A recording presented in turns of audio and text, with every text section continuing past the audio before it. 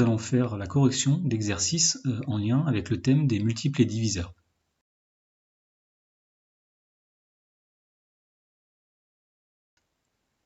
Dans l'exercice 1, on demande, première question, de donner tous les diviseurs positifs de 10.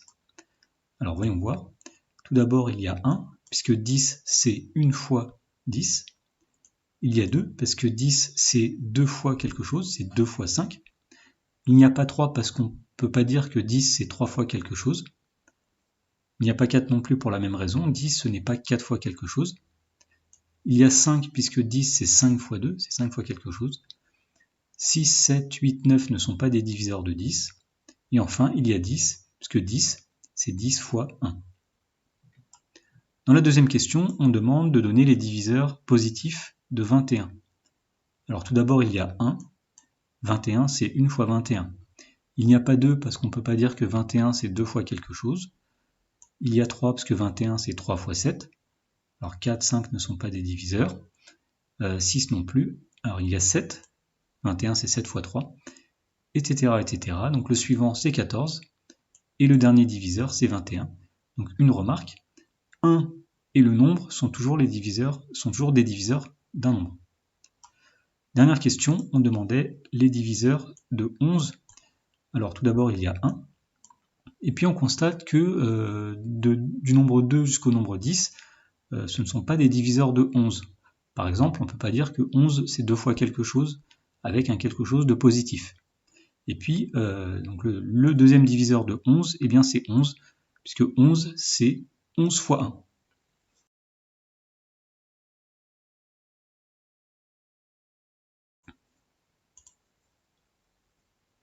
Dans l'exercice 2, on demandait, première question, déterminer les multiples de 9 inférieurs à 50, alors sous-entendu les multiples positifs de 9. Voyons voir. Donc, les multiples de 9, ce sont les nombres qui s'écrivent comme plusieurs fois 9. Donc le premier multiple de 9 positif, c'est 0, parce que 0, c'est 9 fois 0. Le multiple de 9 suivant, c'est 9, puisque c'est 9 fois 1. Le multiple de 9 suivant, c'est 18, 9 fois 2. Quand on fait 9 fois 3, on obtient 27, donc c'est notre multiple suivant. 9 fois 4, donc 36. 9 fois 5, 45. Et si on va plus loin, 9 fois 6, 54, on dépasse 50. Autrement dit, les multiples de 9 inférieurs à 50, c'est 0, 9, 18, 27, 36 et 45. Dans la deuxième question, on demandait de déterminer les multiples de 12 compris entre 20 et 40. Alors pour cela, on calcule les multiples de 12. Si on commence par exemple par le premier multiple de 12 positif, à savoir 0, 12 fois 0, eh bien on n'est pas compris entre 20 et 40. 12 fois 1 n'est pas non plus compris entre 20 et 40. Par contre, 12 fois 2, 24, on est entre 20 et 40. 12 fois 3, 36, on est entre 20 et 40. Donc, pour l'instant, on a deux multiples de 9 compris entre 20 et 40. Si on calculait 12 fois 4, 48, on aurait dépassé 40. Donc les seuls multiples de 12 compris entre 20 et 40, eh bien c'est 24 et 36.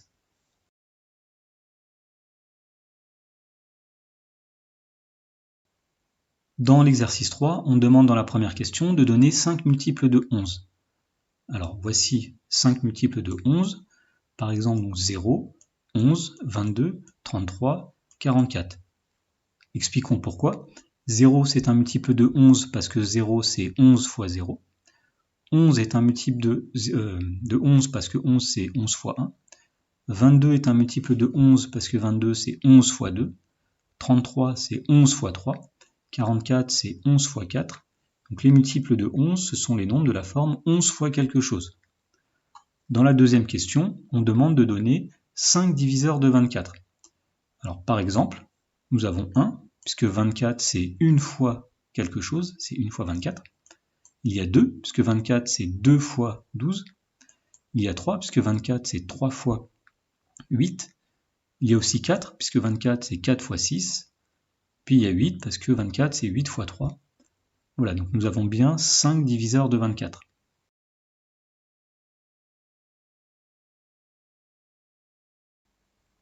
Dans l'exercice numéro 4, on nous demande de justifier que 98 est un multiple de 14. Alors pour le justifier, il faut montrer que 98 c'est 14 fois quelque chose. Alors, quand on fait une petite division, on trouve que 98 divisé par 14, ça donne 7. Autrement dit, 98, c'est 14 fois 7. Ça veut bien dire que 98, c'est un multiple de 14. C'est plusieurs fois 14.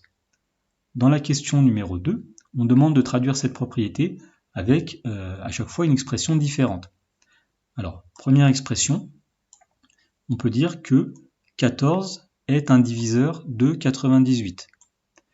Deuxième expression, on peut dire que 98 a pour diviseur 14. Troisième expression, on peut dire que 98 est divisible par 14.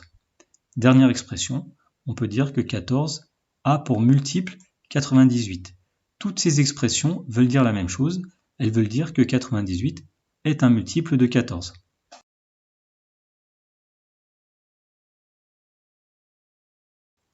Dans l'exercice numéro 5, on demande de recopier et compléter les phrases suivantes en remplaçant les pointillés par diviseur ou multiple.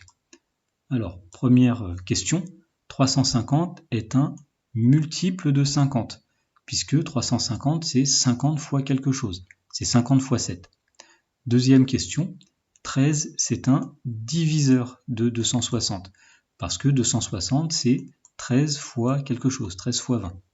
Troisième question, 0 c'est un multiple de 89, puisqu'on peut dire que 0 c'est plusieurs fois 89, alors plusieurs fois dans le sens c'est 89 fois 0. Question 4, 1 c'est un diviseur de 16, puisque 16 c'est 1 fois 16. Dernière question, 42 c'est un multiple de 42, puisque 42 c'est 42 fois 1, mais c'est aussi un diviseur de 42, puisque 42 c'est 42 fois 1.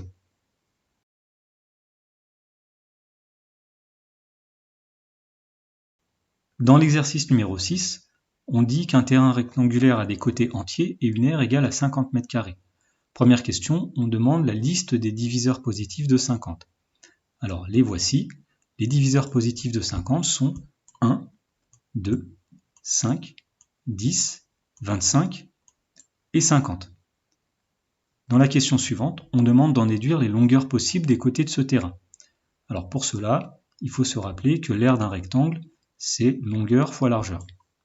Si on appelle grand L la longueur de ce terrain, petit l sa largeur, alors avec la longueur plus grande que la largeur, eh bien on peut dire que grand L fois petit l c'est 50, puisque ce terrain a une aire de 50 m².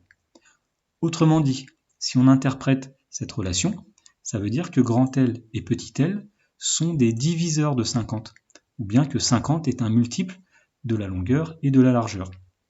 Alors étant donné qu'on a la liste des diviseurs de 50, eh bien grand L et petit l, ils sont situés dans la liste 1, 2, 5, 10, 25, 50. Alors il y a plusieurs possibilités. Soit la longueur vaut 50, et dans ce cas-là la largeur vaut 1, puisque 50 fois 1 fait bien 50. Soit la longueur vaut 25 et la largeur vaut 2, puisque 25 fois 2, ça fait 50.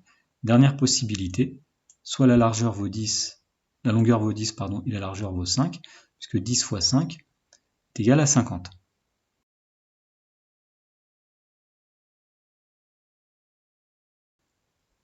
Dans l'exercice numéro 7, on pose une question ouverte. Existe-t-il un entier qui soit un multiple de 14 et un diviseur de 100? Alors pour le savoir, on va écrire la liste des diviseurs de 14, des multiples de 14, on va écrire la liste des diviseurs de 100, et puis on va chercher s'il y a un nombre qui est commun à ces deux listes. Alors les diviseurs de 100, il y a 1, 2, 4, 5, 10, 20, 25, 50 et 100. Maintenant, les multiples de 14, eh bien, c'est les nombres qui s'écrivent comme 14 fois quelque chose. Alors tout d'abord, il y a 0, puisque 0 c'est 14 fois 0. Ensuite, il y a 14, 14 fois 1, 28, 14 fois 2, 42, 14 fois 3, etc., etc., etc. Et donc là, vous avez la liste des multiples de 14, alors qui est infinie, on pourrait la continuer indéfiniment. En tout cas, on constate que la liste des diviseurs de 100, qui elle est finie, et la liste des diviseurs de 14, qui elle est infinie, ne contiennent aucun élément en commun. Donc on peut répondre à la question, il n'existe pas d'entier qui soit à la fois multiple de 14 et diviseur de 100.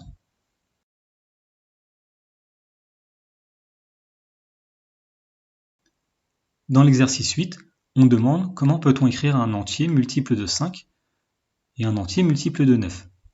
Alors un multiple de 5, c'est un nombre qui s'écrit comme 5 fois quelque chose. Donc un multiple de 5 s'écrit 5 fois k, où k est un entier. Un multiple de 9, c'est un nombre qui s'écrit comme 9 fois quelque chose. Et donc un multiple de 9, on peut l'écrire sous la forme 9 fois k', où k' c'est un entier.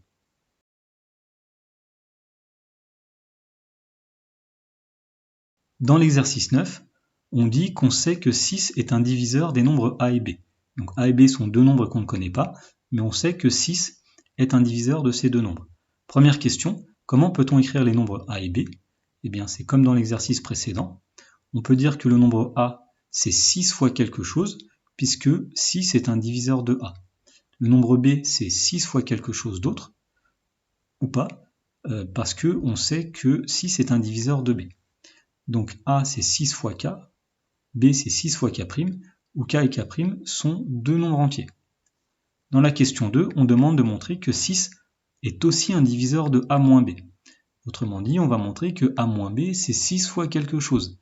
Alors pour cela, on calcule a moins b. A moins b, c'est donc le nombre a, 6k, moins le nombre b, 6k'. Et là, on remarque qu'on peut factoriser par 6. Autrement dit, a moins b, c'est 6 facteurs de k moins k'. Et bien ça veut bien dire que le nombre 6 est un diviseur du nombre a moins b. Dans la question numéro 3, on demande de montrer que a fois b est divisible par 18. Alors pour faire cela, eh bien, on va calculer a fois b. Alors, lorsqu'on calcule a fois b, eh bien on a 6k qui est le nombre a, fois 6k' qui est le nombre b. On a plusieurs produits, donc on peut faire par exemple 6 fois 6, donc 36, fois k, fois k'. Le nombre 36, on peut le casser, on peut le découper en deux en disant que c'est 18 fois 2. Et donc on constate que le produit a fois b, c'est 18 fois quelque chose. Le quelque chose étant le 2 fois k fois k'. Peu importe, le nombre a fois b, c'est 18 fois quelque chose. Et bien ça veut bien dire que le nombre a fois b, il est divisible par 18. Autrement dit, a fois b, c'est un multiple de 18.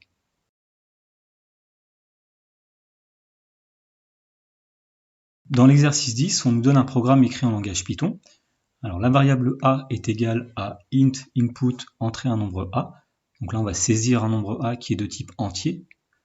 B égale int input entrer un nombre b. Pareil, on va saisir un nombre b qui sera de type entier. La variable m vaut 0.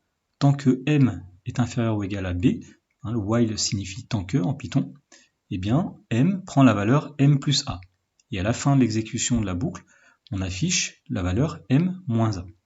Première question, on demande ce que va afficher ce programme si on saisit en entrée a égale 7 et b égale 50. Pour répondre à cette question, on va faire un tableau avec deux colonnes. Première colonne, on va mettre la variable m. Alors au départ, la variable m vaut 0. Deuxième colonne, nous allons mettre la condition m inférieur ou égal à b. Alors est-ce vrai que m est inférieur ou égal à b au départ? Oui, donc on va exécuter les instructions à l'intérieur de la boucle tant que. Autrement dit, m va prendre la valeur m plus a. Comme a valait 7 et que m vaut 0 au départ, quand on fait 0 plus 7, à la deuxième étape, la variable m vaut 7. Est-ce vrai à cette étape-là que m est inférieur ou égal à b? Est-ce que 7 est inférieur ou égal à 50? Oui, donc on recommence à exécuter les instructions dans la boucle tant que. Donc la variable m va prendre la valeur m plus a. 7 plus 7, 14. 14 est bien inférieur ou égal à 50. Donc la condition est vérifiée, donc on va recommencer, etc., etc. Vous avez compris qu'à chaque étape, on ajoute 7. Donc à un moment donné, on va arriver sur 49. Est-ce que 49 est inférieur ou égal à 50? Oui. Donc on exécute encore une fois l'instruction qui consiste à ajouter a à la variable m. Donc 49 plus 7, 56. Et cette fois-ci, la condition n'est plus vérifiée. Donc on ne va plus exécuter les instructions qui sont dans la boucle tant que. On sort de la boucle tant que, et donc on affiche m-a, c'est-à-dire que ce programme va afficher 56 moins 7, c'est-à-dire 49. Dans la question 2, on demande quel est le rôle de cet algorithme. Eh bien, cet algorithme va servir à afficher le plus grand multiple de A qui est inférieur ou égal à B. Pourquoi le plus grand multiple de A? Puisqu'au départ, m vaut 0, et à chaque fois, on ajoute A. Donc la variable m ne contiendra que des multiples de A. Tant que m est inférieur à b, eh bien, on va choisir le multiple suivant. Lorsqu'on a dépassé le nombre b, eh bien, la boucle tant que va s'arrêter. Et pour revenir au multiple précédent qui lui est inférieur à b, eh bien, on affiche m moins a.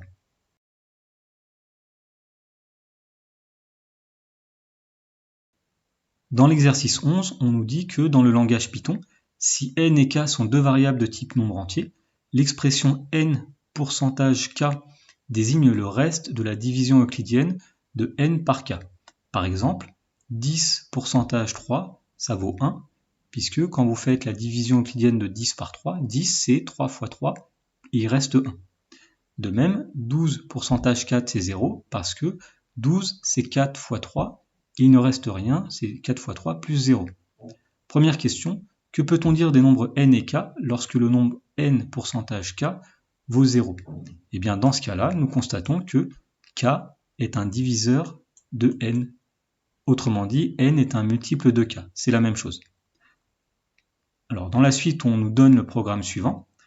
N égale int input entrée un entier n, for k in, etc. Et on nous demande de compléter ce programme pour qu'il affiche la liste de tous les diviseurs positifs de n. Alors voici le programme complété. Donc, au départ, n reçoit un entier, donc on saisit un entier dans l'algorithme. Et puis donc pour k, in range donc 1 n plus 1, ça veut dire que k va prendre les valeurs successivement 1, 2, 3, etc. jusqu'à n. On n'oublie pas qu'en Python, la dernière valeur n'est pas prise. La valeur 1 est prise, donc k vaudra 1 au départ, puis 2, puis 3, jusqu'à n, mais ne prendra pas la valeur n plus 1.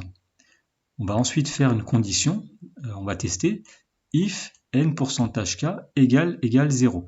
Ça veut dire, si on traduit à l'aide de la question 1, si k est un diviseur de n, et bien dans ce cas-là, on va afficher le nombre k, print k. Par exemple, si on exécute ce programme,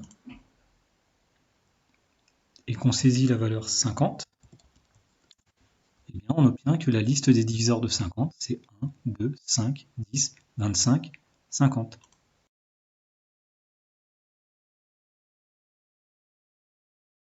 Dans l'exercice 12, on nous demande d'écrire un programme en langage Python qui affiche le nombre de diviseurs d'un entier n. Donc on va s'inspirer de l'exercice précédent. Voici un programme possible. Donc au départ, on demande à l'utilisateur de saisir un nombre entier qu'on va placer dans la variable petit n. On va créer une variable compteur qui vaut 0 au départ. La variable compteur va compter le nombre de diviseurs de l'entier n. Et ensuite, on va faire une boucle pour, donc une boucle bornée. For k in range 1 n plus 1. Ça veut dire que k va prendre toutes les valeurs de 1 jusqu'à n. Je répète que la dernière valeur ici dans le range n'est pas prise par la variable k. Ensuite, on va tester si k est un diviseur. Si k est un diviseur de n, on va ajouter 1 à notre compteur. Donc, if n pourcentage k égale 0, ça veut dire si le reste de la division de n par k vaut 0, autrement dit, si k est un diviseur de n. Dans ce cas-là, le compteur augmente de 1, puisque k est un diviseur de n. Fin de la boucle pour, et à la fin, donc on va afficher le compteur pour avoir le nombre de diviseurs de l'entier n. Par exemple, si on exécute ce programme et qu'on entre la valeur 50, eh bien, le programme affiche 6, ça veut dire que 50 possède 6 diviseurs.